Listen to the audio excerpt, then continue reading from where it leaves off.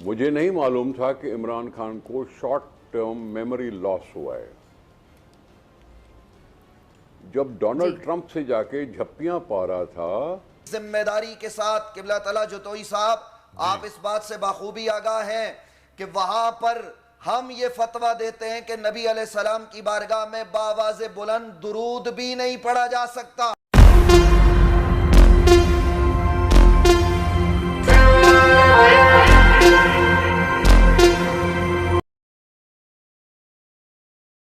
इमरान खान साहब कह रहे हैं कि अमेरिका पाकिस्तान में फर्मा बरदार और कठपुतली वज़ीर आज़म का ख्वाहिशमंद था, ख़ाहा था।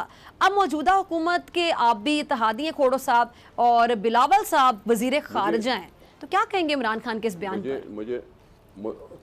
मुझे नहीं मालूम था कि इमरान खान को शॉर्ट टर्म मेमोरी लॉस हुआ है। जब डोनाल्ड ट्रंप से जाके झप्पियां पा रहा था, जब अपने साथ चीफ ऑफ आर्मी स्टाफ को भी ले गया था, तो बड़ी खुशी खुशी उन्होंने ऐलान किया था कि मेरी बड़ी अच्छी मुलाकात रही। तो मैं उसको क्या समझूं? उस वक़्त अमेरिका अच्छा था, आज अमेरिका बुरा है। यही इमरान खान था जो डोनाल्ड ट्रंप को इम्प्रेस करने के लिए वहाँ वाशिंगटन में एक बहुत बड़े हॉल में उसने एक इज्तिमा किया था, दिखाने के लिए कि मेरे पास इतने लोग हैं। उस वक़्त क्या था और अब क्या है? इम्पोर्टेड की बात ही क्या है? मैं इमरान खान को इलेक्टेड प्राइम मिनिस्टर इसलिए नहीं कहता कि वो मेजॉरिटी तो था ही नहीं, उसकी पार्टी असेंबली में मेजॉरिटी नहीं थी, मेजर ग्रुप ज़रूर था। इसी तरह से हमारे ग्रुप भी थे, 85 मेंबर्स पीएमएलएन के थे, 55 हमारे थे, 15 किसके थे, 2 किसके थे, 4 किसके थे। इसी तरह से हम भी मेजॉरिटी में नहीं आए और उसको मेजॉरिटी बना के दी गई। वो अपने साथ ले आया कुछ पार्टियां एलाइज बनाकर, जिसको वो अपने साथ रख नहीं सका। उसको पता था कि ये साजिशें, अगर उसको पता था कि ये साजिश हो रही है, तो फिर उसका फर्ज नहीं बनता था कि अपने एलाइज को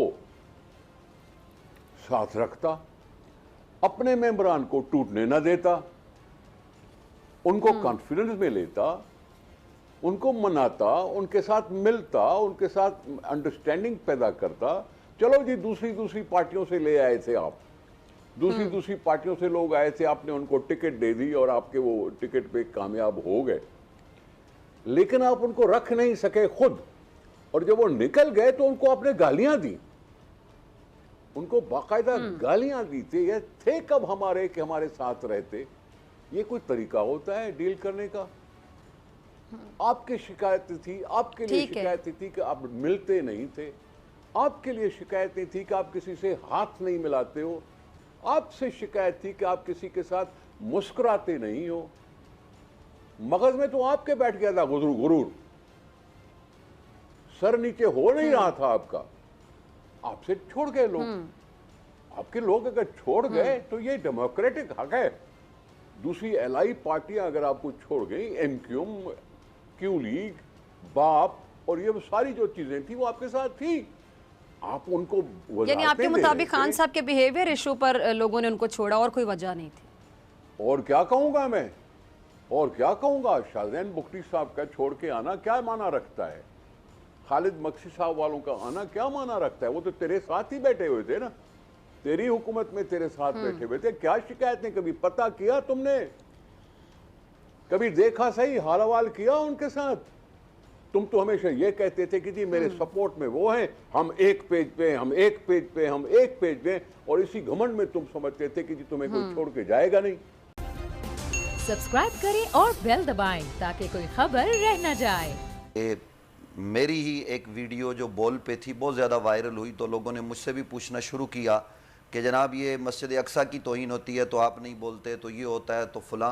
तो मैं नाजरीन की खिदमत में ये बात अर्ज़ करना चाहता हूँ, कुरान मजीद फ़ुरक़ान हमीद ने यह बात इरशाद फरमाई है, या अय्युहल्लज़ीना आमनू ला तरफ़ऊ अस्वातकुम फ़ौक़ सौतिन नबी वला तजहरू लहू बिलक़ौलि कजार बादिकुम लिबादिन अन तहबत अमालुकुम व अंतुम ला तशउरून। हुज़ूर अलैहिस्सलाम की बारगाह अक़दस व अथर में آواز بلند کرنے سے منع کیا گیا ہے. جس طرح آپس میں ایک دوسرے کو بلاتے ہیں ویسے بلانے سے منع کیا گیا ہے. اگر کوئی ایسا کرے گا تو اعمال غارت ہو جائیں گے. ہمارا مسئلہ مسجد نہیں ہے, ہمارا مسئلہ آقا علیہ السلام کا روضہ اطہر ہے. اور صرف روضہ رسول نہیں, نبی علیہ السلام نے پورے مدینہ منورہ کو حرم قرار دیا. یہی وجہ ہے کہ دجال, یاجوج ماجوج قرب قیامت میں مدینہ منورہ میں داخل نہیں ہو سکیں گے. وہاں پر ناظرین میں یہ بات عرض کرنا چاہ رہا ہوں پوری ذمہ داری کے ساتھ, قبلہ تعالیٰ جتوئی صاحب آپ اس بات سے بخوبی آگاہ ہیں کہ وہاں پر ہم یہ فتویٰ دیتے ہیں کہ نبی علیہ السلام کی بارگاہ میں باواز بلند درود بھی نہیں پڑھا جا سکتا. جو لوگ وہاں پر درود و سلام اونچی آواز میں پڑھتے ہیں یا وہاں سیلفیاں بناتے, یہ تو وہ بارگاہ ادب ہے جہاں پر فرشتے بھی ادب سے حاضر ہوتے ہیں, جہاں سانسیں روکی جاتی ہیں, جہاں حضور کے ادب پر, حضور کی حیات میں نمازیں قربان کی جا رہی ہیں. مولا علی کی گود میں نبی علیہ السلام کا سر ہے اور مولا علی کی حسر قضا ہو رہی ہے, آنکھوں سے آنسو نکل رہے ہیں, لیکن وہ یہ نہیں کہہ رہے کہ یا رسول اللہ مجھے نماز پڑھنی ہے. وہ جانتے ہیں کہ حضور علیہ السلام کا ادب پہلی منزل ہے اور اس کو پانا ہے. تو جناب حضرت مولا علی کرم اللہ وجہ الکریم نبی علیہ السلام بعد میں سورج کو پلٹا دیتے ہیں کہ وہ ادب مصطفیٰ میں. یہی مولا علی ہے کہ نبی علیہ السلام کے وصال کے بعد اپنے گھر کا دروازہ جو لکڑی کا ہے اس کو چمڑے کا بنا لیتے ہیں کہ اس سے آواز پیدا نہ ہو.